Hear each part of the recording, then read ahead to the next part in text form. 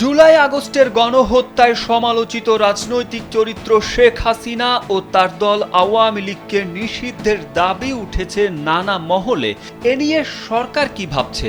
সম্প্রতি বেসরকারি একটি সংবাদ মাধ্যমে দেওয়া সাক্ষাৎকারে এ নিয়ে কথা বলেন অন্তর্বর্তী সরকারের তথ্য ও সম্প্রচার উপদেষ্টা নাহিদ ইসলাম। বৈষম্য বিরোধী ছাত্র আন্দোলনের নেতৃত্বে থাকা নাহিদ ইসলাম বলেন, ছাত্র জনতার আন্দোলনের নির্বিচারে মানুষ মেরে আওয়ামী লীগ সরকার রাজনীতি করার নৈতিক অধিকার হারিয়েছে। এখন তাদের কেবল বিচারের কাঠ গড়াতেই উঠতে হবে না, ক্ষমাও চাইতে হবে জনগণের কাছে। তথ্য উপদেষ্টা আরও বলেন, সরকার কোনো দলের কাছে নয়, জনগণের আকাঙ্ক্ষার কাছে দায়বদ্ধ। Introducing High Class by Akij Port. তাই বিএনপি দ্রুত নির্বাচনের জন্য যতই চাপ দিক, সংস্কার কমিশনের কাজের উপর ভিত্তি করে নির্বাচনের দিকে এগোবে সরকার। গণ অভ্যুত্থানের পর অন্তর্বর্তী সরকারকে পেরেশান হতে হচ্ছে একের পর এক দাবি আদায়ের আন্দোলন সামলাতে।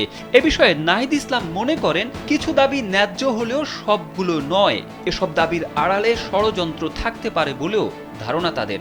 সাক্ষাৎকারে নাহিদ ইসলাম আরও বলেন, গণমাধ্যমের স্বাধীনতার ক্ষেত্রে অন্তরায় যেই আইনগুলো রয়েছে সেগুলো পর্যালোচনা করা হবে।